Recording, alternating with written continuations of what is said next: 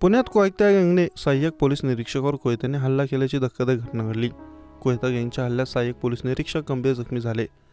रणदीप गायकवाड असे हल्ल्यात जखमी झालेल्या सहाय्यक पोलीस निरीक्षकाचं नाव आहे। पुण्यात रामटेकडी परिसरात कोयता गँगच्या गुंडांना पकडण्यासाठी सहाय्यक पोलीस निरीक्षक रणदीप गायकवाड गेले होते। या गुंडांना पकडत असतानाच त्यांच्या कोयता गँगने हल्ला केला, त्यामुळे परिसरात खळबळ माजली। या हल्ल्यात जखमी झालेल्या रणदीप गायकवाड यांना रुग्णालयात दाखल करण्यात आलं।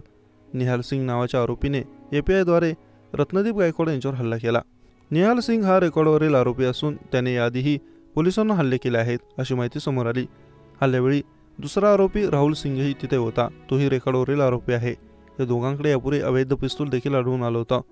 दोन टोळ्यांमध्ये हाणामारी सुरू असताना API गायकवाड आरोपींना पकडायला गेले होते, तेव्हा आरोपीने त्यांच्यावर हल्ला केला।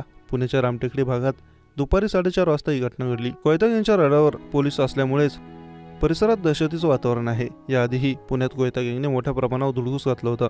यानंतर पुणे पोलिसांनी त्यांची शहरातून धिंडई काढली होती, पण आता कोयता गँगने थेट पोलिसांवरच हल्ला केल्यामुळे पुन्हा एकदा कायदा सुव्यवस्थेबाबत प्रश्नचिन्ह उपस्थित होत आहे।